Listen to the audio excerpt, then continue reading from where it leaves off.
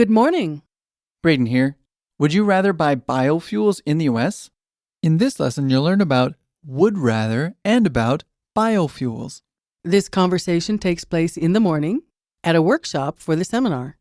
And it's between Alexei and a woman from the audience. Alexei and the woman don't know each other, and it's just after his first workshop. Alexei will be speaking professionally, but the woman will not. Let's listen to the conversation.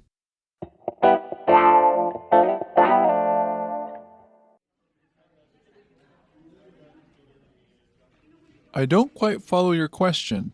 What exactly are you asking? I was asking, sir, if you wouldn't rather specify exactly how much involvement you've had in Syria. Well, I lived in Syria and most of the nearby countries. Through the years, I've been involved in many aspects of the culture, economics, and politics of each country. I don't think we have enough time to detail every project I've participated in. I would rather have some more details about your political involvement. Okay, since you asked about Syria, I was mainly involved in the agricultural department of the Syrian government. I had very little decision-making power and mostly built reports about biofuel capacities in different regions of the country. Could you be a little more specific? Well, I helped to build a system for future development of biofuels in Syria. You see, Syria is a petroleum-producing country. The government requested the biofuel reports in order to evaluate the possibility of including it in their exports. Has any progress been made through your research into Syrian biofuels? Not that I know of. Syria occupies a relatively small geographic area, so, as I pointed out to them in my report, the practicality of investing in biofuels was very low.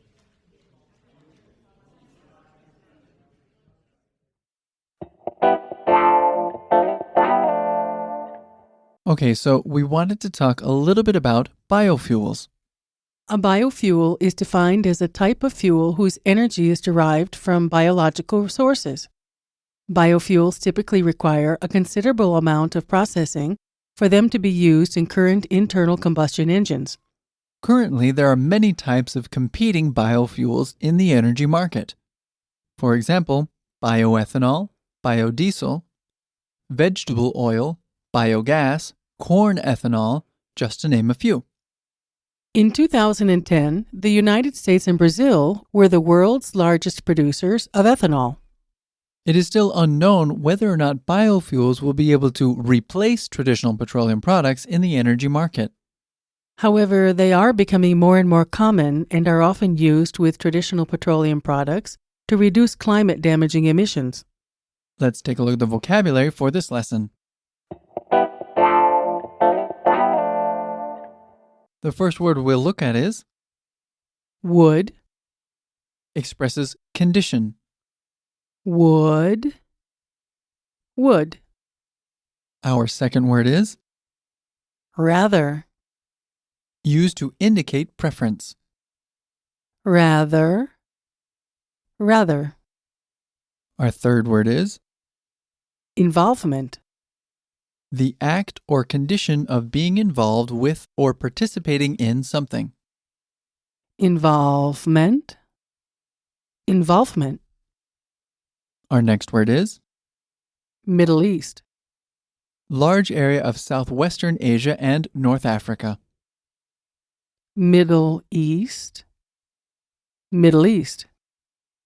Next we have Around, situated on every side.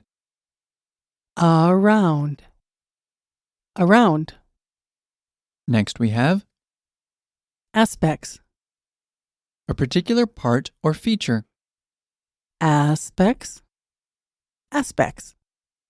Next is Culture, the customs of a particular social group.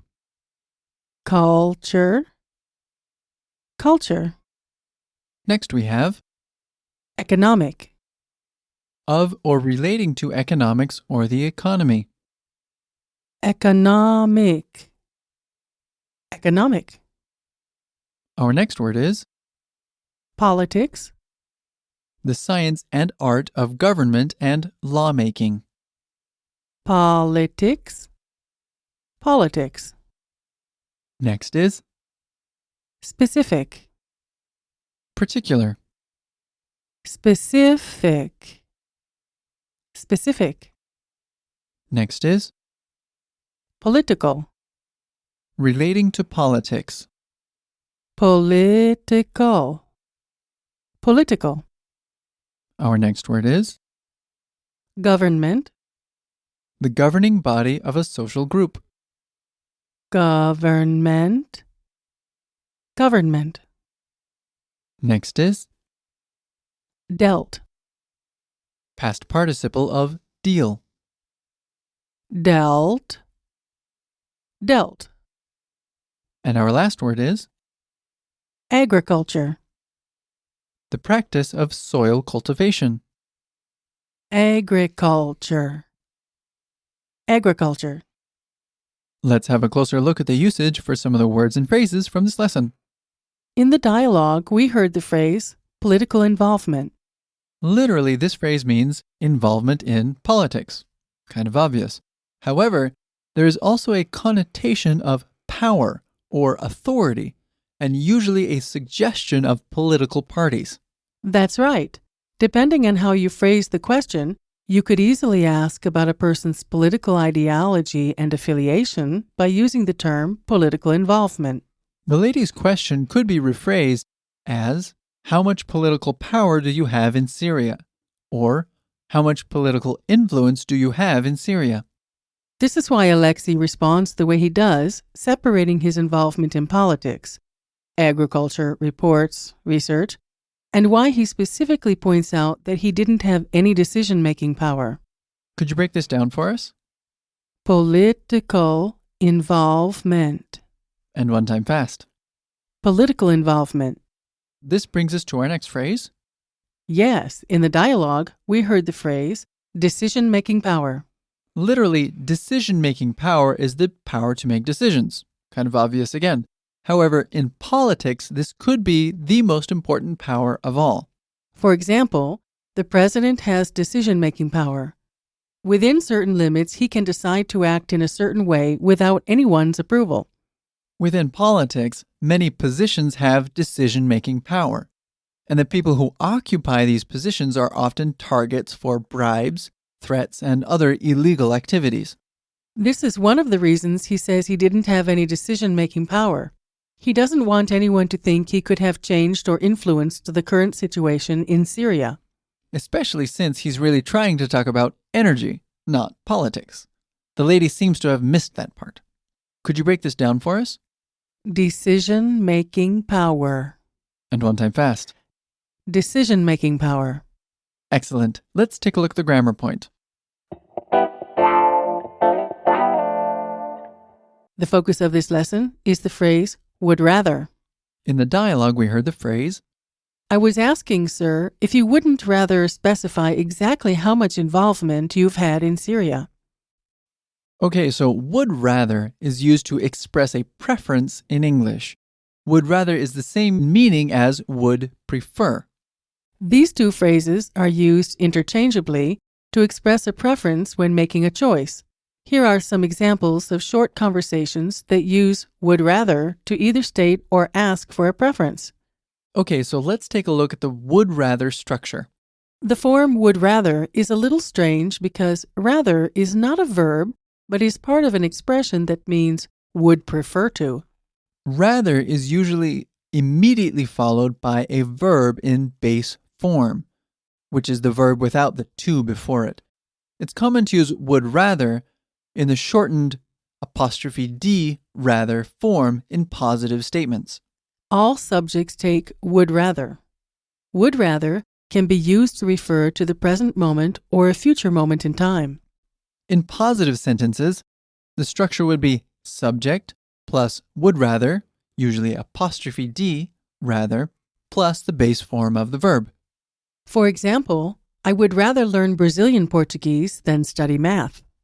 So if you're asking a question, the structure would be would plus subject plus rather plus base form of the verb. For example, would you rather stay at home? Another related phrase is would rather than. Would rather is often used with than with two verbs or objects when making a choice between two specific actions. For example, would you rather work for Tom than for Mary? Next, we'll look at would rather in the sense of other people. Would rather is also used to express what one person prefers another person to do. The structure here is unusual because it takes the past for the preferred action. Here's an example of that. Tom would rather Mary bought an SUV. Okay, so in positive structures, the construction is subject plus would rather, again with the apostrophe D, rather, plus object plus past tense. For example, I would rather my son worked in finance. In question structures, the construction would be would plus subject plus rather plus object plus past tense. For example, would she rather her sister flew home tomorrow? And then in negative sentences, the construction is subject plus would rather, again with an apostrophe D, rather, plus object plus negative past tense. For example, I'd rather she didn't come with us today. Okay, so just as a quick tip, you can use wouldn't rather as a question. The structure would be wouldn't plus subject plus rather plus verb. So the example is, wouldn't you rather go to the party? Which means the same as, don't you want to go to this party? That just about does it for today. Thanks for listening. See you later.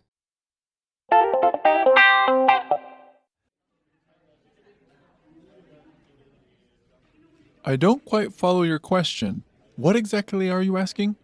I was asking, sir, if you wouldn't rather specify exactly how much involvement you've had in Syria. Well, I lived in Syria and most of the nearby countries.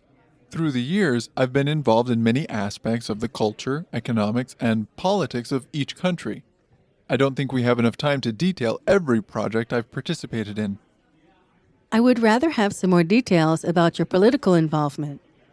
Okay, since you asked about Syria, I was mainly involved in the agricultural department of the Syrian government. I had very little decision-making power and mostly built reports about biofuel capacities in different regions of the country. Could you be a little more specific? Well, I helped to build a system for future development of biofuels in Syria. You see, Syria is a petroleum-producing country. The government requested the biofuel reports in order to evaluate the possibility of including it in their exports. Has any progress been made through your research into Syrian biofuels? Not that I know of. Syria occupies a relatively small geographic area, so, as I pointed out to them in my report, the practicality of investing in biofuels was very low.